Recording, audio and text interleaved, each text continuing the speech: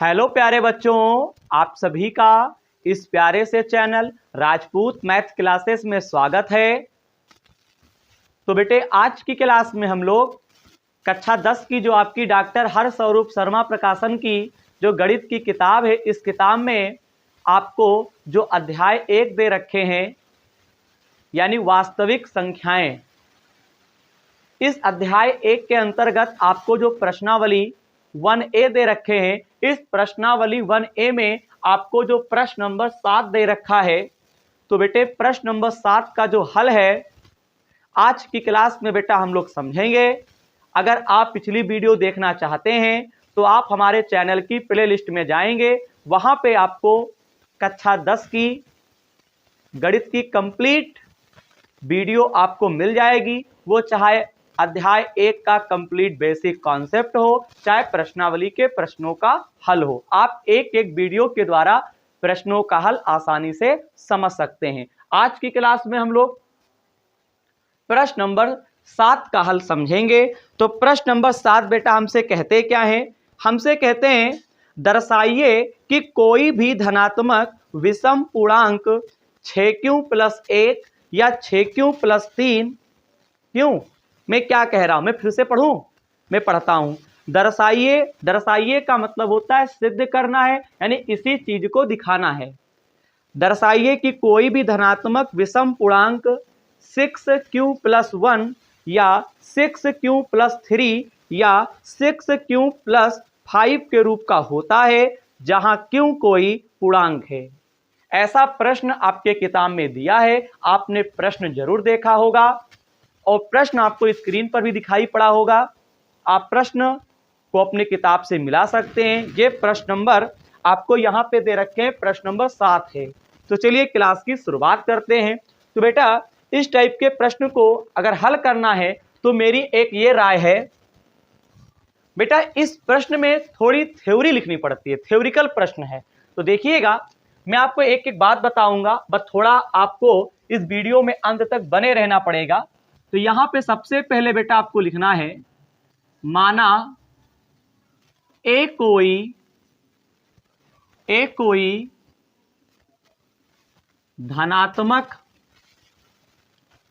पूर्णांक है। माना ए कोई धनात्मक पूर्णांक है तथा b = 6। क्या इससे आप सहमत हैं? बेटा धनात्मक पूर्णांक आप समझते हो, मैंने आपको बेसिक में बताया था। तो यहां पे मैंने कोई एक अक्षर मान लिया, माना ए कोई धनात्मक पूर्णांक है। अच्छा, b का मान यहां पे 6 ले लेंगे, क्योंकि यहां पे जो हमको दर्शाना है ना, हमको बेटा यहां पे जो चीज दर्शानी है, बेटा हमको यहां पे जो चीज दर्शाना है वो ये दर्शाना है 6q + 1, 6q + 3 या 6q + 5। इस चीज को दर्शाना है, यही चीज आपको दिखाना है। तो बेटे यहां पे 6 करके यानी q के साथ में जो यहां पे आपको अक्षर यानी कि संख्या दिखाई पड़ रही है वो 6 है। अगर हमको q के साथ में जो संख्या होती है उसी को बेटा हम b मान लेते हैं, यानी कि b बराबर हमने यहां पे क्या कह दिया, 6 कह दिया। हो सकता है आने वाले कल में या इसी प्रश्नावली में आपको और प्रश्न दे रखा हो, जैसे आपको दे रखा हो 3m या 3m + 1, तो आप समझ जाइए कि m का गुणांक यहाँ पे 3 है, m का गुणांक 3 है, तब आपको b का मान 3 लेना पड़ेगा। यहाँ पे q का गुणांक 6, q का गुणांक 6, q का गुणांक 6, तो b का मान आपको 6 लेना पड़ेगा। क्या बेटा आप इतनी बात समझ पाए? ये तो आपको लिखना ही पड़ेगा, उसके बाद आपको b का मान कहां से उठाना है ये आपको समझ में आ गया होगा। अब बेटा एक काम करते हैं, बेटे थ्योरिकल क्वेश्चन जितने भी होंगे इसी मेथड से मैं लगवाऊंगा और आपको समझा दूंगा। अब यहां पे बेटा एक काम करो, यहां पे अब आपको एक काम करना है, हमें इस पूरे क्वेश्चन को यूक्लिड विभाजन एल्गोरिथम, यूक्लिड विभाजन एल्गोरिथम के प्रयोग से इस पूरे प्रश्न को लगाना है यूक्लिड विभाजन एल्गोरिथम के प्रयोग से। तो बेटे इन्होंने प्रमेय क्या दी थी, इन्होंने प्रमेय दी थी भाज्य बराबर भाजक गुणे आपको दे रखे थे भागफल और प्लस आपको दे रखे थे शेषफल। अब मुझे एक बात बताओ, भाज्य, यहां पे भाज्य क्या हुआ बेटा, मैंने भाज्य ए मान लिया, भाजक मैंने बी मान लिया और भागफल बेटा मैंने क्यों कह दिया। मेरे लाल मेरे बच्चे ध्यान रखिए, यहां पे मैं क्या कह रहा हूं, भाजक को बी मान लिया, भागफल को क्यों मान लिया, शेष फल को रिमाइंडर बोलते हैं। ए बराबर बी क्यू प्लस आर हो गया। क्यों, भाज्य को यहाँ पे ए मान लिया गया, मैंने शुरुआत में लिखा था ए बराबर क्या है, धनात्मक पूर्णांक है, तो यहाँ पे आप लिख सकते हैं बी का मतलब भाजक ले लिया, भागफल का मतलब क्यों हो गया शेष फल, आर, आर से रिमाइंडर होता है। ठीक है, ये प्रमेय है। ए बराबर बी क्यू प्लस आर समझ में आ गया होगा। यहां पे एक काम करो, यहां पे लिख देते हैं जहां जहां क्यों, जहां क्यों कोई क्या है पूर्णांक है। बेटा क्यों पूर्णांक ही तो होगा जहां क्यों कोई पूर्णांक है। अब बेटा इतना हो जाने के बाद आपको यहां पे एक काम करना है, देखना यहां पे b का मान कितना दे रखे हैं 6, तो यहां पे लिखेंगे 6q प्लस आर। बताओ क्या आपको इतनी बात समझ में आ गई, बताइए। a बराबर 6q प्लस आर हो गया, b का मान 6 था। अब यहां पे आपको लिखना पड़ेगा अतः आर, आर का मतलब रिमाइंडर 0, 1, 2, 3, 4, 5, अतः आर बराबर 0, 1, 2, 3, 4, 5 को क्रमशः ए बराबर 6q प्लस आर में क्या करने पर, रखने पर। देखिए अतः आर बराबर 0, 1, 2, 3, 4, 5 को क्रमशः ए बराबर 6q प्लस आर में रखने पर, यहां पे अगर b का मान 6 है तो आपको आर शेषफल का मान जो लेना पड़ेगा 0 से 5 तक लेना पड़ेगा, यानी b का जो मान दिया होगा उससे एक अंक कम लेना पड़ेगा। अगर b बराबर 5 होता तो r का मान 0 से शुरू करते 4 तक लिखते, अगर b का मान यहाँ पे 7 दिया होता तो r का मान 0 से लेकर 6 तक लिखते, r का मान यहाँ पे 3 होता तो r का मान 0 से लेकर 2 तक लिखते। क्या बात आपको समझ में आ गई है। वही चीज यहाँ पे b का मान 6 था तो r का मान 5 तक लिया गया है। अब ये मान आपको इसमें रख देना है, देखिएगा।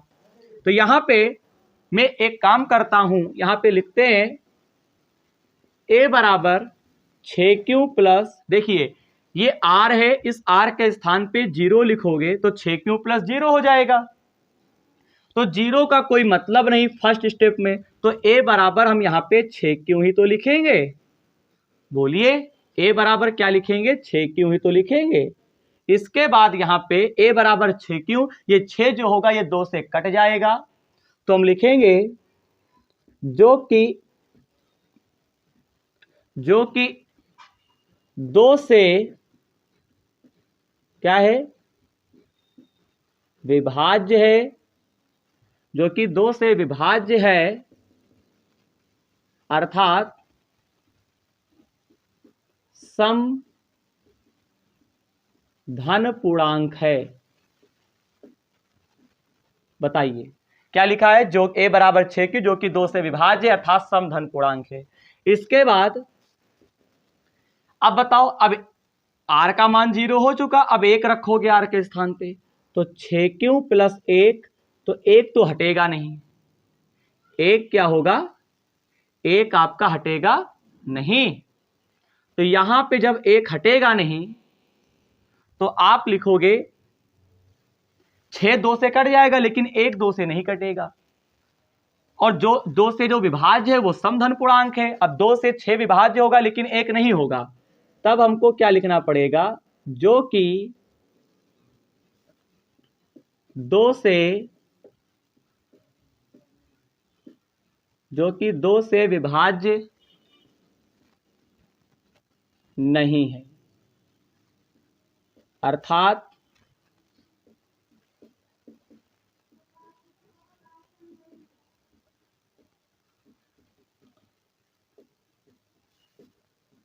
क्या लिखा है, जो कि 2 से विभाज्य नहीं है अर्थात विषम धन पूर्णांक है। अब देखिएगा, अब आपको थर्ड टाइम यहाँ पे 2 लिखना है, तो a बराबर 6q प्लस 2, तो यहाँ पे 6 2 से विभाज्य 2 भी है, तो बताओ जब 2 से दोनों विभाज्य हैं तो हम समधन पूर्णांक लिखेंगे, तो यहाँ पे लिखेंगे जो कि 2 से विभाज्य है अर्थात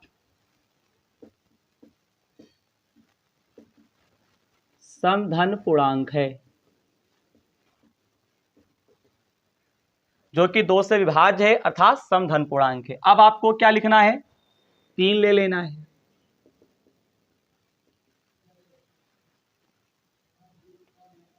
तो 6 और 3 कट जाए, 6 कट जाएगा, 3 नहीं कटेगा 2 से, तो जो कि 2 से विभाज्य नहीं है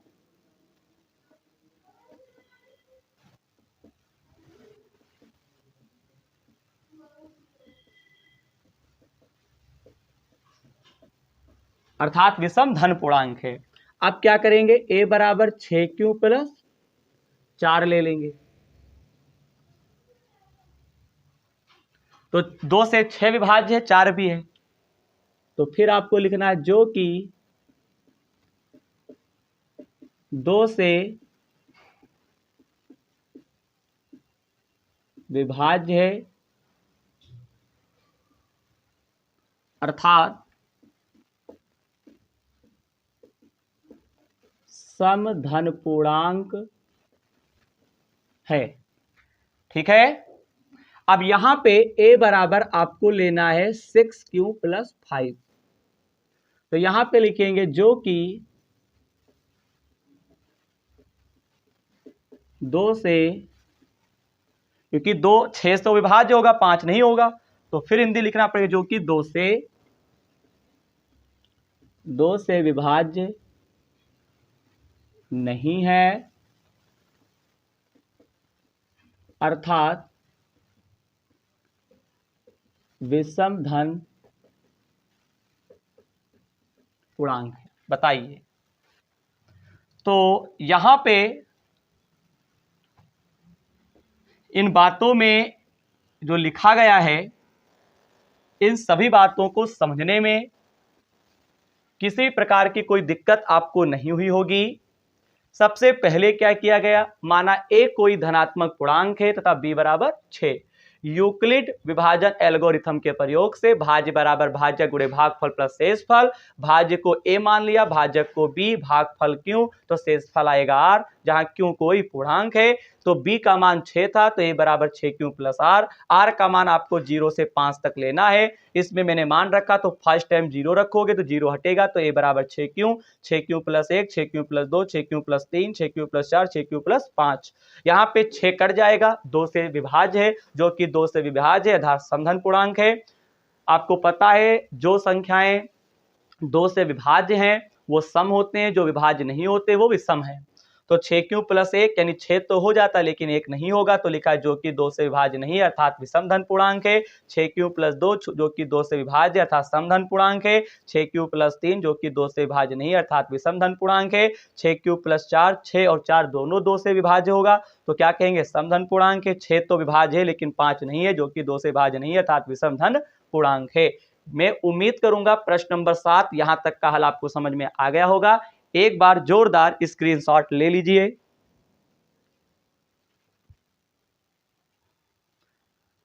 बेटे आपने स्क्रीनशॉट ले लिया होगा। अब बेटा आपको यहां पे मैं ऊपर का मिटाल देता हूं, इसी के नीचे आपको बेटा आगे और थोड़ा करना पड़ेगा, ज्यादा अब नहीं है, बस थोड़ा सा आपको करना है।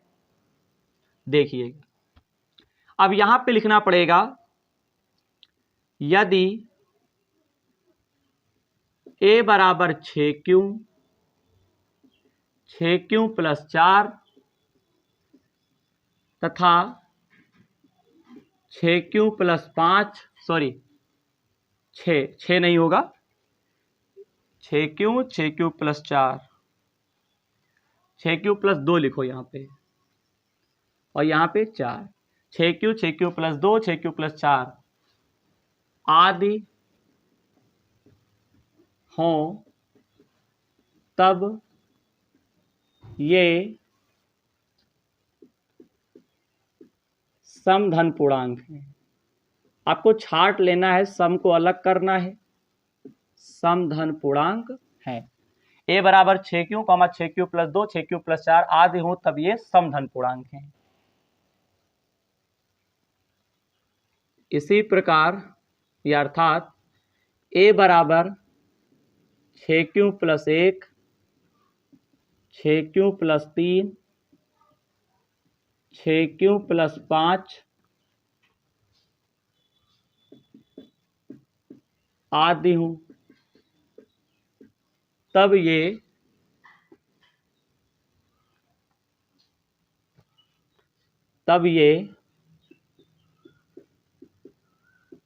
विषम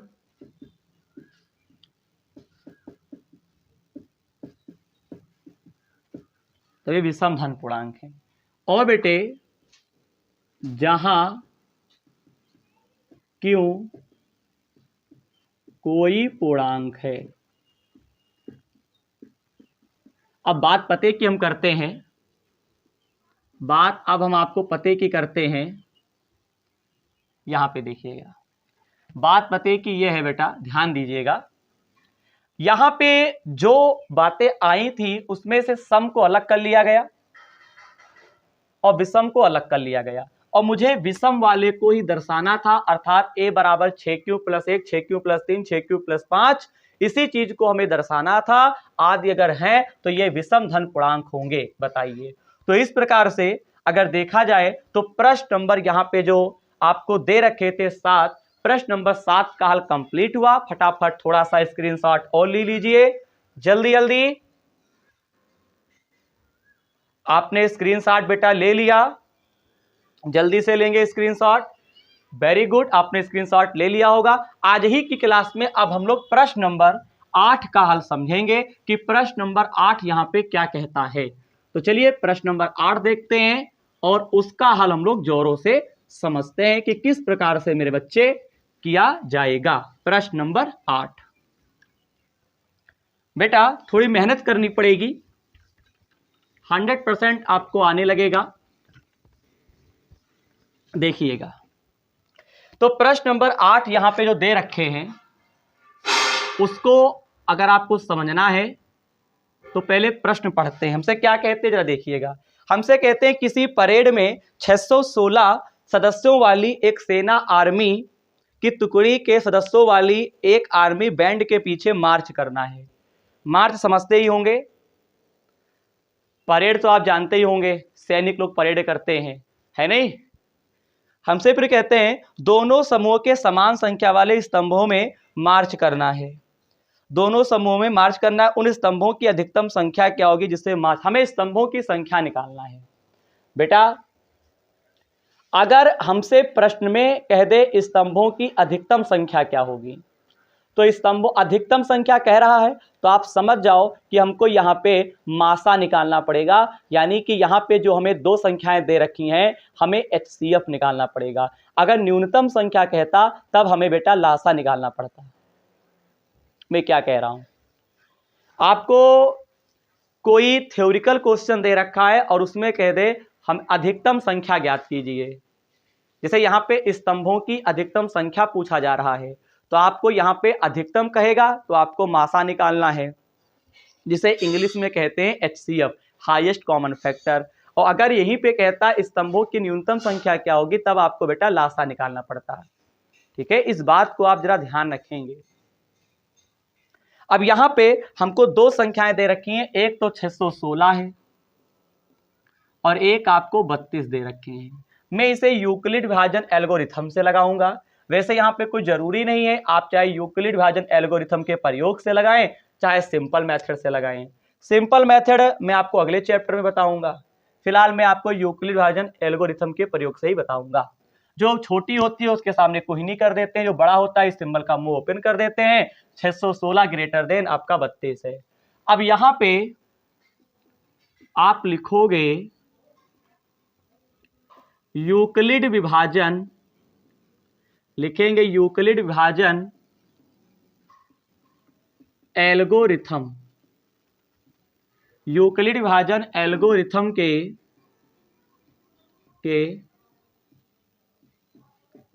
प्रयोग से।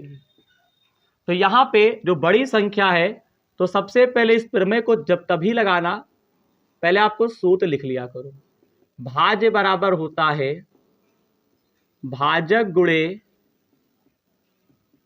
भागफल और प्लस आपका होता है शेषफल।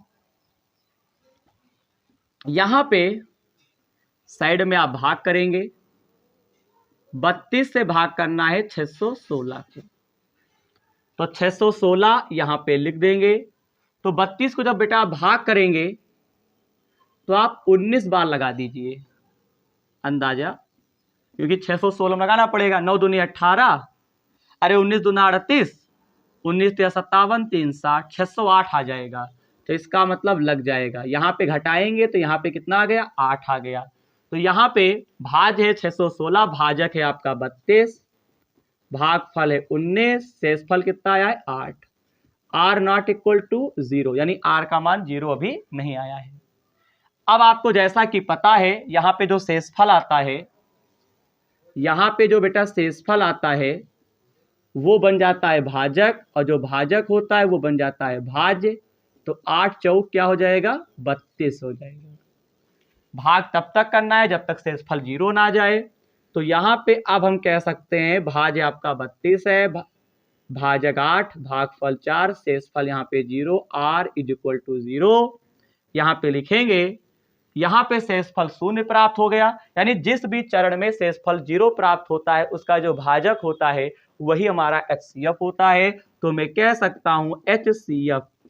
तो यहाँ पे 8 हम लोगों ने HCF निकाला है 616, 32 का, तो हमको प्राप्त हुआ है 8। यानी स्तंभों की जो अधिकतम संख्या होगी वो बेटा क्या हो जाएगी, 8 हो जाएगी, जिससे वे मार्च कर सकते हैं।